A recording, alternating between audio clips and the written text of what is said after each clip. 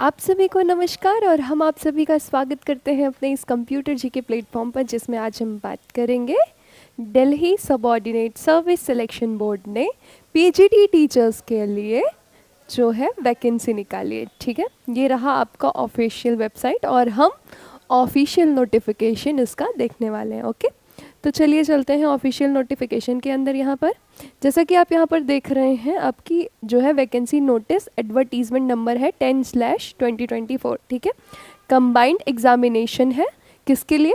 Post graduation teacher ने, और government of Delhi ने, Delhi subordinate service selection board ने ये वैकेंसी निकाली है। ठीक है, अब चलते हैं, हम इम्पॉर्टेंट डेट्स की बात करेंगे। ठीक है, इम्पॉर्टेंट डेट में जो आपका ओपनिंग डेट है, यानी कि आपका एप्लीकेशन फॉर्म 16/1/2025 से पढ़ना शुरू हो गया। कितने बजे से? 12 बजे से। ठीक है, दोपहर 12 बजे से 16 जनवरी 2025 से आपका ये एप्लीकेशन फॉर्म पढ़ना शुरू हो गया है। अब बात करेंगे क्लोजिंग डेट, यानी कि लास्ट डेट कब है आपकी एप्लीकेशन फॉर्म पढ़ने की। ठीक है, वो है 14 फरवरी 2025 टिल 11:59। ठीक है, ये आपका है इम्पॉर्टेंट डेट, आपकी कैसे एप्लीकेशन फॉर्म की जो है लास्ट डेट वगैरह और सारी चीज़ें यहाँ पर मेंशन है। अगर अब आगे बढ़ेंगे तो यहाँ पर आपको वैकेंसी दिख रही होगी। ठीक है, प्रॉपर पोस्ट वाइज हम जो है, जैसे सब्जेक्ट वाइज हम पूरा जो है यहाँ पर वैकेंसी की डिटेल को देखने वाले हैं।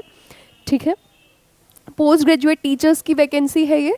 पहला है पीजीटी हिंदी, किसके लिए? मेल के लिए। ठीक है, यहाँ पर डिपार्टमेंट आपका है डायरेक्टरेट ऑफ एजुकेशन। ठीक है, और यहाँ पर आएंगे आप, जब अनरिजर्व्ड कैटेगरी की अगर हम बात करेंगे तो 51 पोस्ट है, ओबीसी कैटेगरी में आपकी 4 पोस्ट है, एससी में 6, एसटी में 2 और ईडब्ल्यूएस में 7, टोटल 70 पोस्ट है। किसके लिए? पीजीटी हिंदी मेल टीचर्स के लिए। ठीक है, यहाँ पे मेल टीचर्स की बात करें। अब आएंगे हम फीमेल टीचर्स के लिए। ठीक है, यहाँ पर जो है फीमेल टीचर्स का जो डिपार्टमेंट है डायरेक्टरेट ऑफ एजुकेशन है। ठीक है, पे लेवल 8 है आपका, अनरिजर्व्ड के लिए 7 है आपकी सीट, ओबीसी के लिए 2, एससी के लिए 4 और एसटी के लिए 5, ईडब्ल्यूएस के लिए 3 और 21 आपका टोटल हो जा रहा है। ठीक है, आगे अब चलते हैं मैथ्स की तरफ। ठीक है, मैथ्स में मेल का जो आपका पोस्ट रिक्वायर्ड है या पोस्ट आई है, अनरिजर्व्ड में 10 आई है, ओबीसी में 7 है, एससी में 2 है, एसटी में 0 है, ईडब्ल्यूएस में 2 और टोटल 21। अब पीजीटी मैथ्स फीमेल की अगर हम बात करें तो यहाँ पर 8 जो है आपका पे लेवल है। ठीक है, अनरिजर्व्ड की 1 है, ओबीसी की 4 पोस्ट है, 1 आपकी एससी की है, 4 पोस्ट आपकी एसटी की और यहाँ पर टोटल 10 पोस्ट है फीमेल्स के लिए। ओके, आगे बढ़ते हैं। अब हम फिजिक्स की अगर बात करें, मेल पीजीटी फिजिक्स मेल की अगर बात करें तो आपकी अनरिजर्व्ड की 1 पोस्ट है यहाँ पर, ओबीसी की आपकी 2, एससी एसटी और ईडब्ल्यूएस कैटेगरी की 0 है, टोटल 3 पोस्ट है पीजीटी फिजिक्स मेल में। ठीक है, अब फीमेल की तरफ अगर बढ़ते हैं तो यहाँ पर जो है आपका 1 है अनरिजर्व्ड में, आपका ओबीसी में भी 1 पोस्ट है और एससी एसटी ईडब्ल्यूएस में आपकी कोई पोस्ट नहीं है, यहाँ पर टोटल 2 पोस्ट है। ठीक है, अब आगे बढ़ते हैं, यहाँ पर आप केमिस्ट्री के अंदर आएंगे, मेल। ठीक है, आपकी जो है अनरिजर्व्ड क्लास की 1 सीट है, ओबीसी की 3 सीट है और एससी एसटी ईडब्ल्यूएस कैटेगरी वालों की कोई पोस्ट नहीं है यहाँ पर। ठीक है, अब पीजीटी केमिस्ट्री फीमेल की अगर हम बात करें तो यहाँ पर 2 पोस्ट आपकी अनरिजर्व्ड की है, ओबीसी की कोई पोस्ट नहीं है, एससी की 1 है, एसटी और ईडब्ल्यूएस कैटेगरी की यहाँ पर 0 पोस्ट है। आगे बढ़े, पीजीटी बायोलॉजी मेल की तरफ चलते हैं तो यहाँ पर आपका जो है अनरिजर्व्ड की 0 पोस्ट है, ओबीसी की 1 है, एससी एसटी और ईडब्ल्यूएस वालों की यहाँ पर कोई भी पोस्ट नहीं है। अब चले फीमेल के अंदर पीजीटी बायोलॉजी में, यहाँ पर आपकी 4 पोस्ट है अनरिजर्व्ड के अंदर। ठीक है, ओबीसी की 6 पोस्ट है, 2 पोस्ट आपकी एससी की है, एसटी की और ओबीसी की कोई भी पोस्ट नहीं है, यहाँ पर टोटल आपकी 12 पोस्ट हुई। आगे बढ़े, अगर अब इकोनॉमिक्स मेल की अगर बात करें तो यहाँ पर आपकी 31 पोस्ट है अनरिजर्व्ड के लिए। ठीक है, 21 पोस्ट है ओबीसी के लिए, 2 है एससी के लिए, 0 है एससी के लिए और 6 पोस्ट आपकी यहाँ पर है ईडब्ल्यूएस कैटेगरी वालों की। ठीक है, अब फीमेल की अगर बात करें इकोनॉमिक्स में तो 7 है आपकी अनरिजर्व्ड की सीट और 13 है आपकी यहाँ पर जो है ओबीसी की, एसटी की 0 है, एससी की 2 है और 0 जो है आपकी ईडब्ल्यूएस कैटेगरी वालों की। ठीक है, अब चलते हैं कॉमर्स की अगर बात करें, मेल पीजीटी कॉमर्स मेल की अगर बात करें तो यहाँ पर 14 अनरिजर्व्ड की है और 14 ही ओबीसी की है, एससी की 1 है, एसटी की 0 है और ईडब्ल्यूएस कैटेगरी वालों की 3 पोस्ट हैं और टोटल यहाँ पर आपकी 32 पोस्ट है। किसके लिए? पीजीटी कॉमर्स मेल के लिए। ठीक है, अब चले फीमेल की अगर हम बात करें तो 2 आपकी है अनरिजर्व्ड की, 1 है ओबीसी की, एससी एसटी की कोई भी पोस्ट नहीं है और ईडब्ल्यूएस कैटेगरी वालों की 2 पोस्ट है, टोटल 5 पोस्ट है। ओके, आगे बढ़े अगर हिस्ट्री की बात करें तो यहाँ पर 28 अनरिजर्व्ड के लिए सीट्स हैं, 10 आपका जो है ओबीसी की पोस्ट है, 6 आपकी जो है एससी की, 2 एसटी की और 4 ईडब्ल्यूएस कैटेगरी वालों की पोस्ट है। 50 जो है हिस्ट्री में जो है आपका आया है पोस्ट। ओके, अब फीमेल की अगर हम बात करें तो यहाँ पर आपकी जो है 2 पोस्ट आपकी अनरिजर्व्ड की है, 4 पोस्ट आपकी जो है ओबीसी की है, एससी एसटी की एक पोस्ट है और 3 पोस्ट ईडब्ल्यूएस की है। 11 है फीमेल टीचर्स के लिए 11 पोस्ट है। ठीक है, आगे बढ़े अगर ज्योग्राफी मेल की हम बात करें तो यहाँ पर 14 पोस्ट अनरिजर्व्ड की है, ओबीसी की 1 है, एससी एसटी और ओबीसी सबकी 2 पोस्ट है। ठीक है, 21 पोस्ट है यहाँ पर टोटल। अब ज्योग्राफी फीमेल की अगर हम बात करें तो यहाँ पर 1 अनरिजर्व्ड की है, ओबीसी एसटी एससी और ईडब्ल्यूएस कैटेगरी की यहाँ कोई पोस्ट नहीं है। ठीक है, आगे चले तो पॉलिटिकल साइंस है। यहाँ पर पॉलिटिकल साइंस में 41 पोस्ट आपकी मेल्स में अनरिजर्व्ड कैटेगरी के लिए है, 7 ओबीसी के लिए है, 6 एससी एसटी की कोई भी पोस्ट नहीं है और ईडब्ल्यूएस की यहाँ पर आपकी 5 पोस्ट है, टोटल 59 पोस्ट यहाँ पर है पॉलिटिकल साइंस मेल के लिए। अब पीजीटी पॉलिटिकल साइंस फीमेल की अगर बात करें तो 11 आपकी जो है अनरिजर्व्ड के लिए है, 3 आपकी जो है किसके लिए है? ओबीसी के लिए, 3 है एससी के लिए, एसटी की यहाँ पर कोई पोस्ट नहीं है, 2 पोस्ट आपकी जो है ईडब्ल्यूएस के, टोटल 19 पोस्ट है यहाँ पर। ओके, अब हम चलते हैं आगे बढ़ते हैं, सोशियोलॉजी की बात करते हैं। ठीक है, 2 पोस्ट आपकी यहाँ पर जो है अनरिजर्व्ड की है, मेल की पोस्ट है ये। ठीक है, और यहाँ पर 1 पोस्ट आपकी जो है ओबीसी की है, एससी एसटी की कोई पोस्ट नहीं है, 2 अनरिजर्व्ड की है। ठीक है, और यहाँ पर टोटल 5 पोस्ट है। यहाँ पर जो है अभी पीजीटी फीमेल का जो है अभी तक आया नहीं है कितनी टोटल पोस्ट है। ठीक है, ग्रैंड टोटल की अगर बात करें 231 जो है आपका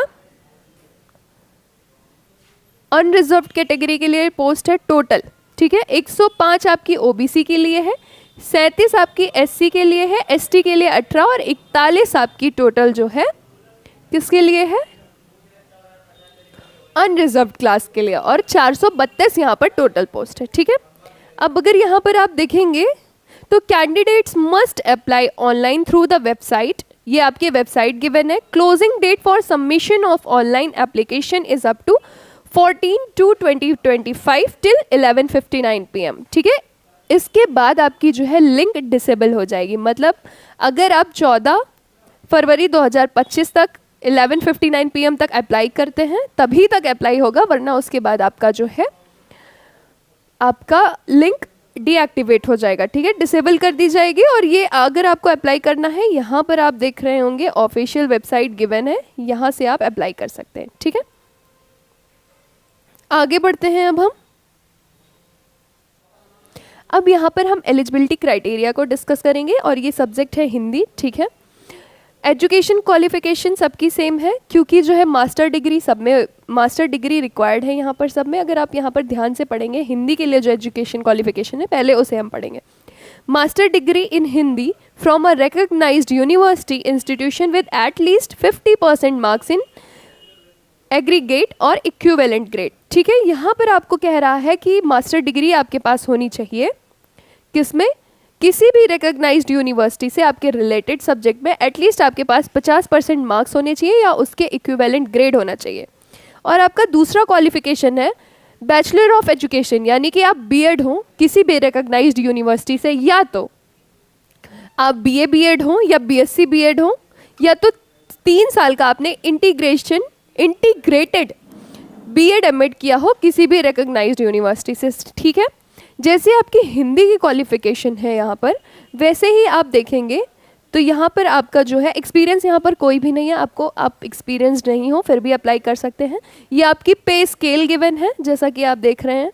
ठीक है। एज लिमिट आपकी 30 साल से ज़्यादा यहाँ पर नहीं होनी चाहिए। ओके, अब यहाँ पर देखेंगे सेम आपका जो है फीमेल्स के लिए भी है, आपका सेम प्रॉपर जो है वही एलिजिबिलिटी क्राइटेरिया है, और इसी तरह से बाकी सब्जेक्ट्स के लिए भी आपकी एलिजिबिलिटी क्राइटेरिया सेम है, ठीक है।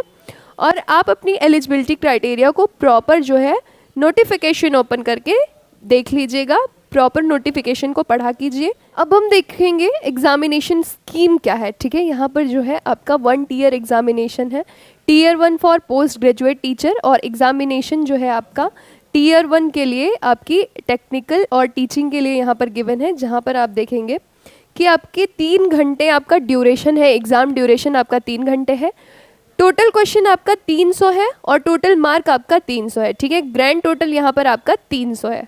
अब आगे अगर बढ़ेंगे तो यहाँ का सिलेबस देख लेंगे, ठीक है। सिलेबस देखेंगे तो आपका सेक्शन 1 का जो सिलेबस है उसको ध्यान देंगे तो आपका MCQ जो है 1 मार्क का ईच होगा, यानी 1 नंबर का एक MCQ क्वेश्चन है यहाँ पर, ठीक है। और आगे देखेंगे तो आपके पास mental ability and reasoning ability आपका सिलेबस में है, जनरल अवेयरनेस है, इंग्लिश लैंग्वेज एंड कम्प्रीहेंशन है, हिंदी लैंग्वेज एंड कम्प्रीहेंशन है, numerical aptitude and data interpretation भी यहाँ पर आपको होगा सेक्शन 1 में, ठीक है। अब हम चलेंगे सेक्शन 2 के अंदर, और ये आपका जो है post graduation qualification teaching and methodology के ऊपर है आपका, ठीक है। ये सेक्शन 2 का एग्जामिनेशन है आपका। सेक्शन 2 में आपके ये सिलेबस में होगा जो आपका पोस्ट ग्रेजुएशन का सिलेबस रहा होगा या आपने जिससे PG किया होगा, ठीक है। अब आगे चल के देखेंगे, अगर यहाँ पर आपका बाइलिंगुअल होगा, यानी कि आपका पेपर जो है हिंदी इंग्लिश दोनों में होगा, ठीक है। और अब आगे चलते हैं, देखते हैं इधर। अब अगर बात करें तो आपकी नेगेटिव मार्किंग भी है, ठीक है। आपकी यहाँ पर नेगेटिव मार्किंग भी है, 0.025 मार्क्स आपके डिडक्ट कर लिए जाएंगे अगर आप एक सवाल गलत करते हैं तो, ठीक है। अब आगे बढ़ते हैं हम। अब यहाँ पर मोड ऑफ सिलेक्शन आपका दिया गया है, तो आपका जो कंप्यूटर बेस्ड एग्ज़ाम है ये, ठीक है। अगर रिक्वायरमेंट होगी तो नॉर्मलाइजेशन मार्क्स का होगा, ठीक है। यहाँ पर इफ़ रिक्वायर्ड गिवन है, ठीक है। Marks scored by candidates in the computer based examination will be normalised if required. अगर रिक्वायरमेंट होगी तो आपका जो मार्क्स है उसे नॉर्मलाइज किया जाएगा, ठीक है। अब आगे बढ़ते हैं हम। यहाँ पर आप देखेंगे जो आपकी आंसर की है वो एग्जामिनेशन के बाद ऑफिशियल वेबसाइट पे जो है आ जाएगी, डिस्प्ले हो जाएगी, ठीक है। आगे बढ़ें तो अब हम देखेंगे क्वालिफाइंग मार्क्स यहाँ पर देखेंगे कितना है। जनरल और EWS कैटेगरी वालों का 40% क्वालिफाइंग नेचर है यहाँ पर, OBC का 35% है, SC ST PH और पर्सन विद बेंचमार्क डिसेबिलिटी का 30% है। एक्स सर्विसमैन अगर है तो 5% का रिलैक्सेशन मिल जाएगा आपको कैटेगरी सब्जेक्ट के अकॉर्डिंग, मिनिमम 30% का, ठीक है। आगे चलें, अगर यहाँ पर देखेंगे तो एक नोट दिया गया है, कहा गया है कि cut off marks for selection in different categories में go higher depending upon the marks obtained by the candidates and number of vacancies in respective categories, ठीक है। कट ऑफ जो है बढ़ भी सकता है, ज़रूरी नहीं है यही आपका कट ऑफ हो, इसलिए भी बढ़ सकता है। जो मार्क्स ऑब्टेन करेंगे कैंडिडेट उसी के अकॉर्डिंग आपका जो है कट ऑफ बढ़ सकता है, बाकी ये आपका मिनिमम कट ऑफ है, ठीक है। अब हम बात करेंगे यहाँ पर एज रिलैक्सेशन की, ठीक है। SC ST है तो आपको 5 साल का एज रिलैक्सेशन यहाँ पर दिया जा रहा है, OBC कैटेगरी को 3 साल का एज रिलैक्सेशन मिल रहा है, ठीक है। Person with benchmark disability plus unreserved class या EWS के हैं तो उनको 10 जो है साल का यहाँ पर एज रिलैक्सेशन दिया जा रहा है। अगर आप person with benchmark disability plus SC ST category के हैं तो आपको 15 साल का मिल रहा है। Person with benchmark disability plus OBC category है आपकी तो यहाँ पर 13 साल का आपको एज रिलैक्सेशन दिया जा रहा है, ठीक है। आई होप आपको चीज़ें समझ में आई होंगी। अगर आपको डाउट आ रहा है आप कमेंट सेक्शन में हमसे अपने सवालों को पूछ सकते हैं। और आज की वीडियो में बस इतना ही। आप सभी का बहुत बहुत धन्यवाद और आभार।